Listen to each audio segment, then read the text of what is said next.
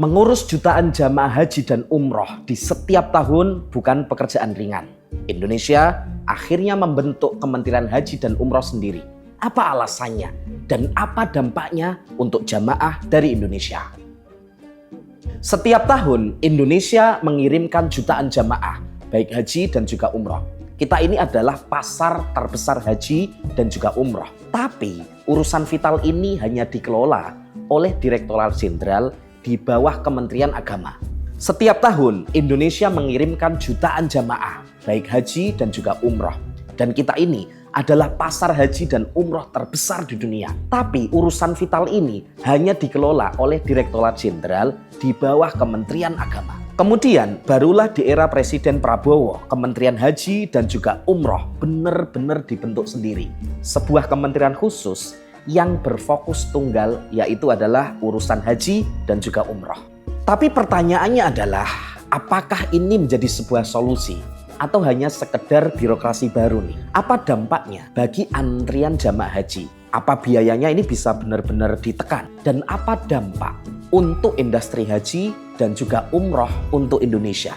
Dan yang paling penting ini adalah, apakah ini memberikan Indonesia posisi tawar yang lebih kuat di hadapan Arab Saudi? Mari kita bedah analisanya, jangan lupa subscribe. Pembentukan Kementerian Haji dan Umroh ini sebenarnya adalah respons atas tuntutan kompleksitas layanan, kemudian transparansi dana, dan juga permintaan langsung dari pemerintah Arab Saudi untuk koordinasi setingkat kementerian. Setelah kunjungan Presiden Prabowo dengan Muhammad bin Salman di Jeddah pada bulan Juli 2025. Kemudian pertanyaannya adalah, apa dampak dibentuknya Kementerian Haji dan Umroh untuk jamaah? Oke, yang pertama adalah layanan satu pintu atau one stop service. Jadi seluruh urusan dari pendaftaran, manasik, hingga pelayanan di Tanah Suci ini di bawah satu otoritas tunggal, yaitu adalah Kementerian Haji dan juga Umroh. Ini diharapkan ya memangkas birokrasi yang berbelit-belit selama ini ya. Dan tentu yang akan dirasakan jamaah adalah pelayanan yang lebih cepat dan terintegrasi, serta transparansi anggaran dan juga kualitas pelayanan dan juga perlindungan hukum yang lebih kuat. Dan ini adalah langkah pemerintah Indonesia melalui Kementerian Haji dan juga Umroh untuk membuat ibadah haji serta umroh lebih aman, nyaman, dan tentunya terkelola dengan baik. Kemudian yang kedua adalah tentang penurunan biaya ibadah haji. Pembentukan kementerian ini bertujuan meningkatkan efisiensi dan tata kelola ibadah haji yang lebih bersih, yang diharapkan akan menurunkan biaya penyelenggaraan ibadah haji atau disingkat sebagai BPIH yang selama ini menjadi pembahasan cukup hangat di mata jamaah haji Indonesia. Ini berdasarkan data terbaru ya setelah dibentuknya Kementerian Haji dan Umroh. Pada tahun 2026 nanti, biaya penyelenggaraan ibadah haji resmi ditetapkan sebesar 87,4 juta per jamaah dari yang sebelumnya sebesar 89,4 jutaan. Artinya, dengan rata-rata jamaah reguler yang membayar 54,1 juta atau sekitar 62% dari total biaya.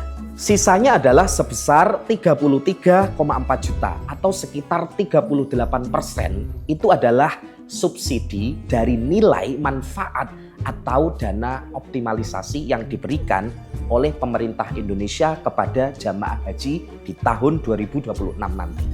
Kemudian yang ketiga adalah Kampung Haji Indonesia di Mekah. Ini merupakan inisiatif dan juga langkah besar pemerintah Indonesia melalui Kementerian Haji dan juga Umroh untuk memiliki aset akomodasi sendiri di kota Mekah ya, yang dinamakan sebagai Kampung Haji Indonesia di Mekah, untuk melokalisir jamaah Indonesia yang berada di kota Mekah saat ibadah haji, yang secara langsung ini bisa menekan biaya, efisiensi akomodasi dan juga logistik. Dan ini direncanakan pada tahun 2028 akan mulai beroperasi.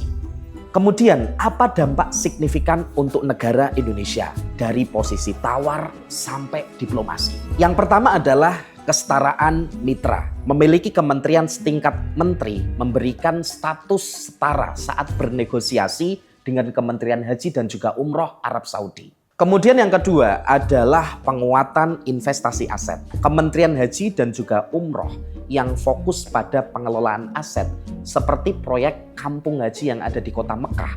Ini untuk investasi strategis dan juga perlindungan hukum yang lebih kuat bagi aset negara Indonesia yang ada di Arab Saudi, serta akan memberikan fungsi kebermanfaatan ekonomi bagi perekonomian Indonesia di masa depan di Arab Saudi. Kemudian yang ketiga, ini adalah isu umroh mandiri. Ya, Kementerian Haji dan juga Umroh ini menjadi regulator utama untuk menyikapi kebijakan baru pemerintah Arab Saudi dengan digitalisasi umroh melalui aplikasi Nusuk dengan janji melindungi jamaah sekaligus menjaga ekosistem travel resmi. Karena isu umroh mandiri selama ini menjadi isu yang cukup hangat di masyarakat, jadi pembentukan kementerian baru ini merupakan hasil revisi dari Undang-Undang Penyelenggaraan Haji dan juga Umroh terbaru sebelumnya.